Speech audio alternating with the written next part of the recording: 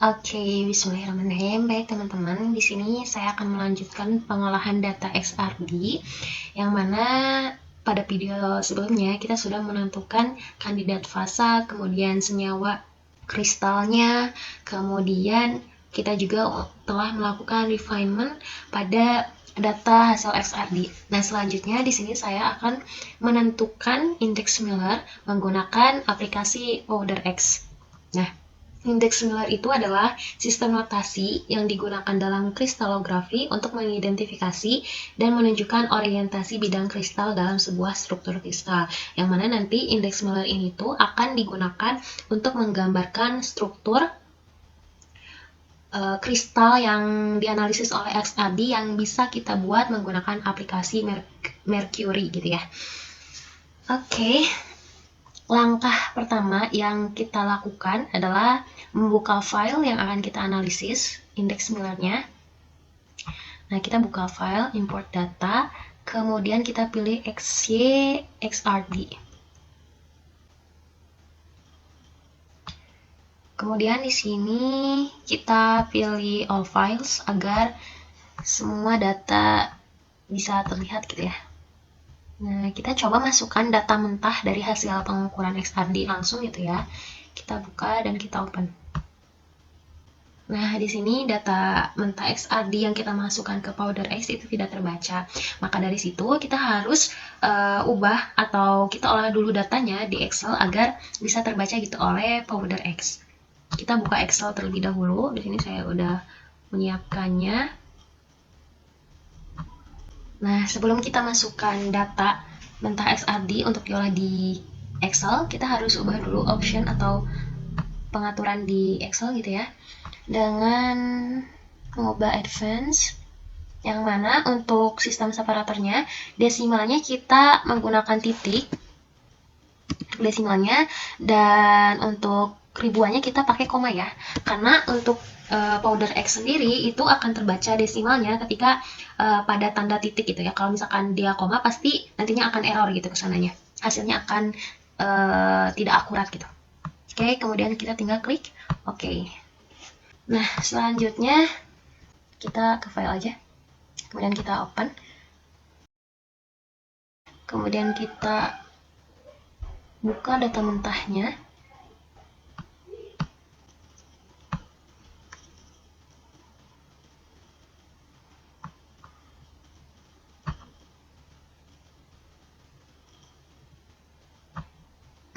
Ininya kita ubah jadi all files karena data mentah yang kita punya itu dalam bentuk txt ya.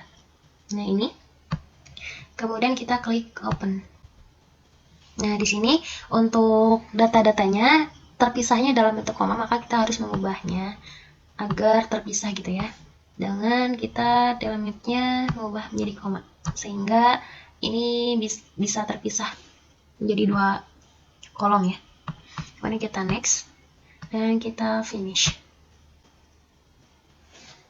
Oke, di sini kita udah ada datanya. Kita ubah dulu di sini sebentar.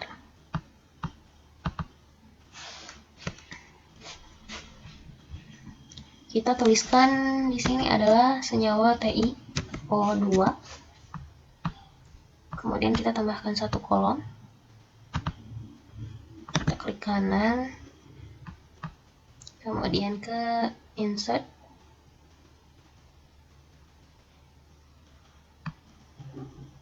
Dan save cell done. Kita klik OK. Nah, di sini kita tuliskan berapa banyak data dari hasil pengukuran XRD ini. Kita bisa lihat ya, ini dimulai dari kolom 3 sampai bawah. Kita Ctrl Shift dan panah bawah. Datanya itu berada sampai 8.503. Dikurangi 2 maka jumlahnya 8.501. Lebih itu 501. Sorry. Nah, kita rapihkan. Selanjutnya kita save datanya.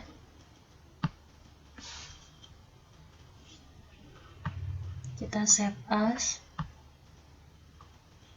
kita simpan aja di download di karakterisasi di sini.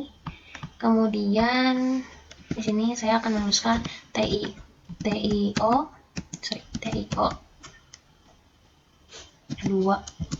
rutil dat. Kemudian untuk teksnya, save as a type-nya kita simpan dalam teks ini ya, MS-DOS. Kemudian kita save. Oke, selanjutnya kita buka lagi file tadi yang udah kita olah di Excel. Kita import data, kemudian XYXRD, dan kita buka data tadi, kita ubah jadi all files. Nah ini ya, TIO 2 rutil ini kita masukkan, kita open. Nah di sini udah ada ya data atau difraktogram dari hasil pengukuran XRD menggunakan powder X. Kita perbesar saja.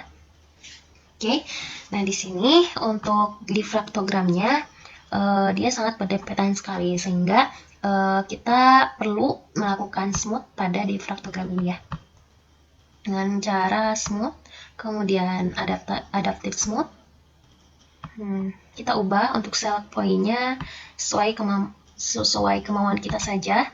Misalkan di sini saya akan mengubah 9. Kita coba show.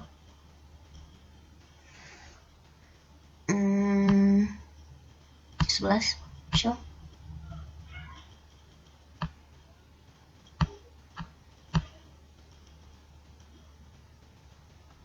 Oke, untuk level noise-nya 100 saja cukup. Kemudian kita klik OK. Nah, di sini untuk smooth-nya sudah lumayan rapi ya. Untuk selanjutnya, nah karena di sini difraktogramnya itu masih melayang gitu ya, agar analisanya lebih tepat, kebawahkan difraktogramnya agar menempel ke sumbu X.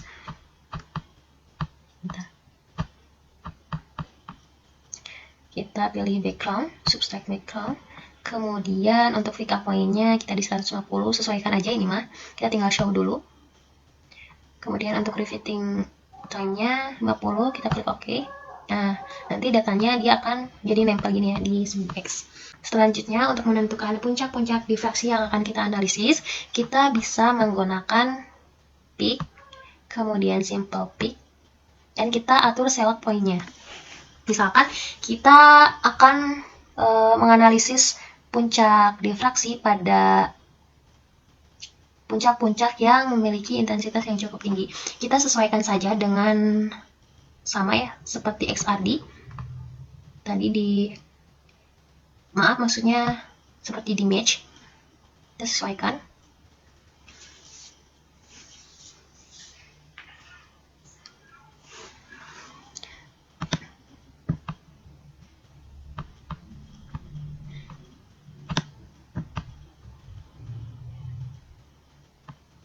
Nah, di match ini terdapat 1, 2, 3, 4, 5, 6, 7, 8, 9, 10, 11 puncak ya.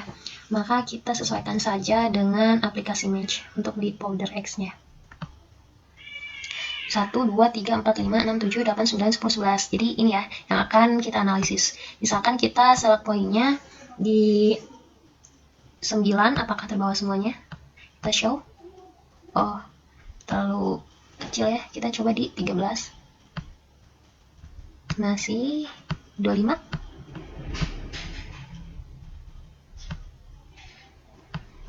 Coba intensitas limitnya kita ubah di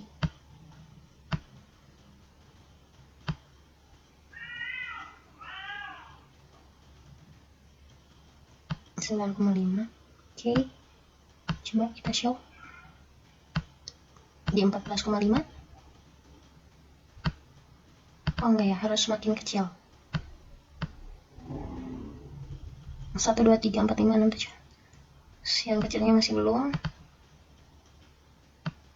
Nah, di sini udah ada 1, 2, 3, 4, 5, 6, 7, 8, 9, 10, 11. Udah 11 ya. Kita tinggal klik OK saja. Nah, untuk radiation type-nya. Nah, tadi untuk radiation type-nya Kita seperti di data match, menggunakan match, kita pakai CU ya. Kemudian ininya alpha 1, kemudian kita tinggal klik OK saja. Nah, datanya kita tinggal simpan saja, TO2 rutil, pick. Kita save. Nah, di sini kita peroleh ya, diffraksi yang kita ambil gitu dari 2 theta ini, yaitu pada nilai segini gitu ya. Kemudian ini ada 11, 1, 2, 3, 4, 5, 6, 7, 8, 9, 10, 11. Kemudian ini ada spacingnya. Kemudian ini ada height-nya, areanya, dan nilai FHM-nya. Kemudian untuk selanjutnya, nah untuk menentukan indeks Miller atau nilai HKL, kita bisa menggunakan atau klik indexing, kemudian kita klik DHKL. Nah, untuk sampel name-nya, kita sesuaikan dari hasil pengolahan data dari match ya.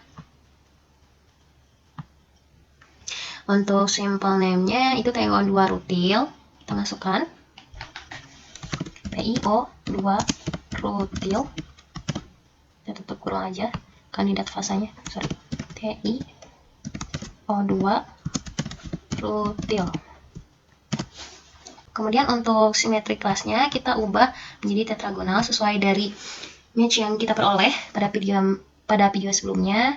Kemudian untuk sel parameternya. Nah, di sini untuk nilai alpha beta gamanya itu terisi sendiri ya, sesuai dengan simetri kelasnya. Setiap simetri kelas memiliki sudut-sudut alpha beta dan gamma yang berbeda-beda. Oke, kemudian kita isi sel parameternya sesuai dari pengolahan data hasil match. Kita masukkan. Nah, untuk nilai A-nya itu 45940. 45940. 45940. Kemudian untuk nilai C-nya itu 29590. 29540.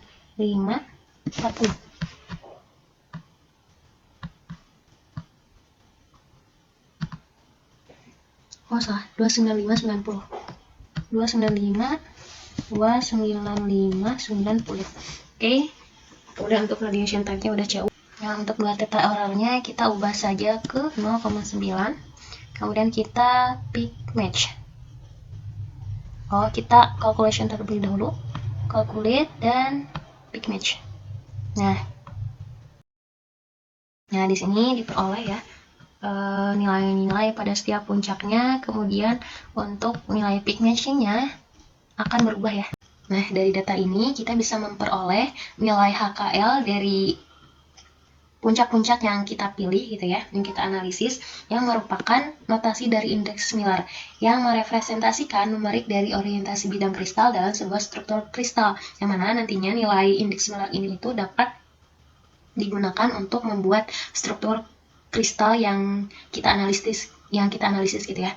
Nah, kemudian dari indeks Miller ini kita bisa mengetahui nilai d-spacing-nya, yang mana d-spacing itu merupakan jarak antara bidang kristal yang memiliki indeks Miller tertentu. Nah, hubungan antara indeks Miller dengan d-spacing itu dapat dinyatakan dalam hukum Bragg, yang mana rumusnya itu adalah D sama dengan lambda per 2 sin theta. Jadi dari nilai HKL ini kita bisa menentukan d-spacing-nya dengan menggunakan rumus tersebut yang bisa diolah menggunakan Excel ya gitu, kalau misalkan secara manualnya. Tapi sebenarnya pengolahan data XRD yang kita lakukan di aplikasi Match, kita sudah memperoleh nilai d-spacing-nya. Kita bisa sesuaikan saja dengan nilai HKL dan theta pada hasil dari aplikasi Match ya. Misalkan kita buka terlebih dahulu hasil aplikasi dari aplikasi Match-nya. Kita buka di sini. Nah, misalkan ini kita tarik ke atas. Oke. Nah, di sini kita udah mendapatkan nilai DHKL atau d-spacing-nya ya.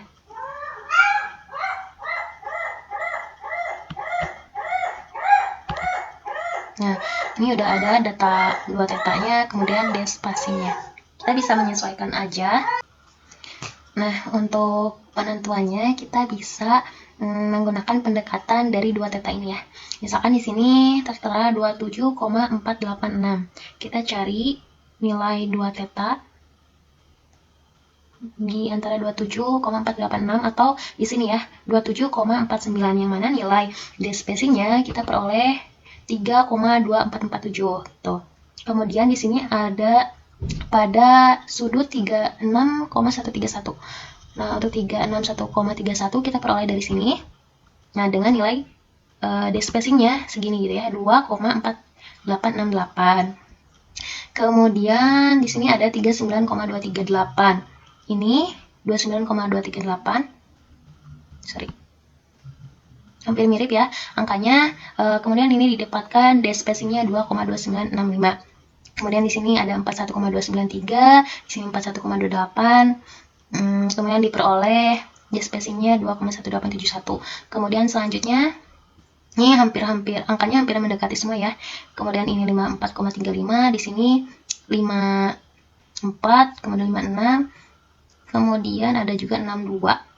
Tapi di sini nilai DHKL pada 62 itu berada pada dash spacing 1,4801. Tapi di sini tidak diperoleh nilai DHKL ya.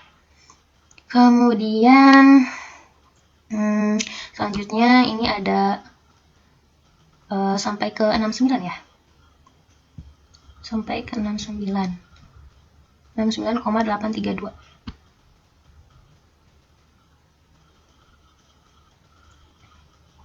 Di sini ada perbedaan sedikit ya. Jadi untuk nilai dash spacingnya kita bisa peroleh dari data, dimulai dari data 27,49, kemudian 36, sorry, ke sini, 39, pokoknya menyesuaikan dengan ini ya, yang hampir mirip-mirip. Tapi kalau misalkan teman-teman pengen lebih akurat lagi gitu ya, menggunakan nilai HKL dari hasil indeks similar, kita bisa menghitung dash spacingnya menggunakan cara manual, yaitu dengan menggunakan hukum break tadi ya. Nah, jika teman-teman ingin menggunakan file ini untuk menentukan dash spacing secara manual, maka kita harus menyimpannya terlebih dahulu. Kita file, kemudian kita save as. Kemudian kita simpan di mana aja gitu ya, kita save. Mungkin cukup sekian untuk penentuan indeks similar menggunakan powder X. Sekian dan terima kasih.